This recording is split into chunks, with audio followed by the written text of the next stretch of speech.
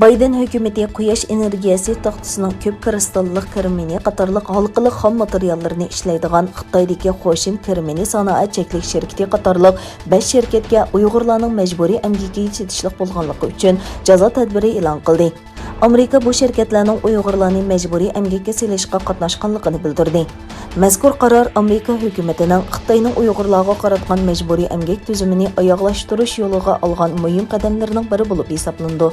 Aqsarayning 24-iyun kuni e'lon qilgan bayonotida mushu oyning 5-da Angliyada o'tkazilgan J7 boshliqlar yig'inida dunyodagi oldingi qatordagi demokratik davlatlarning Uyg'urlarning majburiy emgakini o'z ichiga olgan majburiy emgakka qarshi turib, yer sharidagi ta'minlash zanjirining majburiy emgakdan xoli bo'lishiga kafolatlik qilish haqida fikr birligi hosil qilganligini ta'kidlagan. Ma'lum bo'lishicha, Amerikaning iqtisodiy qaro tizimiga kirgizilgan shirkatlar Xo'shin shirkatidan boshqa yana Uyg'ur elida turishliq ishlab chiqarish, qurilish biyontani va boshqa 3 shirkatni o'z ichiga oladigan. Bayonotda aytilishicha, Amerika Tamojna va chegara qo'g'dash idorasi mazkur shirkatlardan kelgan mollarni tutib qoladigan.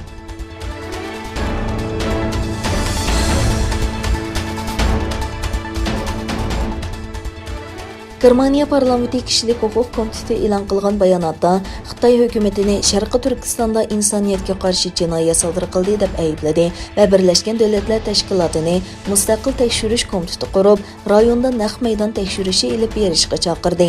Xristian Demokratlar partiyasi, Sotsial Demokratlar partiyasi, Liberal Demokratik partiya va Yeshil partiya qatorliq har qaysi partiyalarning parlament a'zolari birlikda imzolagan bayonotda Xitoy Kommunistik partiyasining millionlagan Uyg'ur va boshqa turkiy asonliq millatlarni qayta tarbiyalash lagerlarida tutib turayotganligi bayon qilingan. Taratqularning doklati va tadqiqot doklatida ko'rsatilishicha, mahbuslar qiyin qistoqqa, nachar muomalaga, jinsiy zo'ravonlikqa va psixikalik tahdidga uchirgan. Xitoy doiralari Uyg'urlarni madaniyat kimligidan mahrum qilish uchun mengi yuyish usullarini ishlatgan. Germaniya parlamenti kishilik huquq komiteti mundaq deb ko'rsatdi. Aloqador ayblashlarning ig'irligini ko'zda tutib, Birlashgan Davlatlar Tashkilotining mustaqil tekshirish komiteti qurib, rayondagi kishilik huquq vaziyatini atrofli tekshirish va oydinlashtirishi kerak.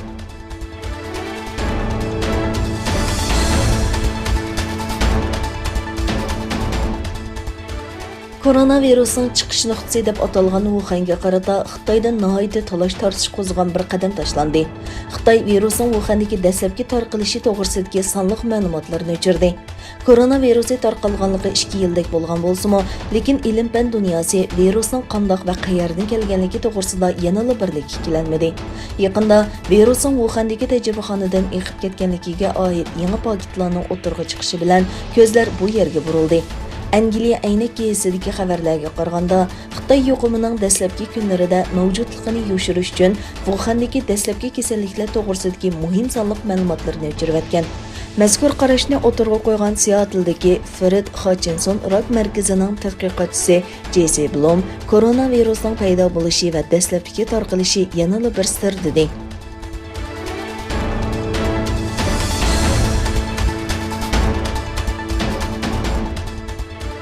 Xitoy Avstraliyaning temir yo'l chaqi, dodlashmas po'latchilik va shamol turbisini import qilishga qo'shimcha bosh qo'yishning raqobatga xilof ekanligini bahona qilib, Dunyo savdo tashkilotiga arz sundi. Xitoyning bu harakati Avstraliya ichki davlat o'tirsidagi o'zim harakat savdo mojarosini Dunyo savdo tashkilotiga arz qilib bir necha kundan keyin yuz berdi. Xitoy savdo ministrligining bayonotchisi Gao Feng Avstraliya tarafining konkret tadbirlarni qo'llanib, qonunga xiloflik qilmishlarini tuzib, qarshilashish tadbirlaridan saqlanib, ikki davlatning savdo aloqasini balduroq normal yo'lga qaytarishni umid qiladiganligini aytdi. Buningga qarata Avstraliya savdo ministri Taratqularga Avstraliya 2014-yili Xitoyning shamol turbinasini eksport qilishga qarshi turish tadbirlari, 2015-yili dodlashmas po'lat tadbirlari va 2019-yili temir yo'l chaqini eksport qilish tadbirlarini o'tirg'a qo'ydi. Xitoy nima uchun endi arz qiladi deb so'radi.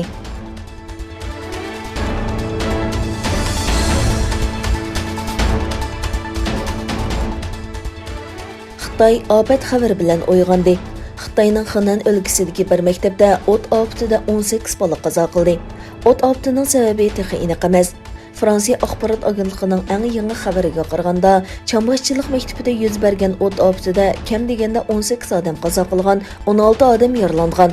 O't oftida yaralangan 16 kishidan 4 nafarining ahvoli og'ir ekan. İgilinishicha, o't ofti yuz berganda maktabda 34 o'quvchi bor ekan.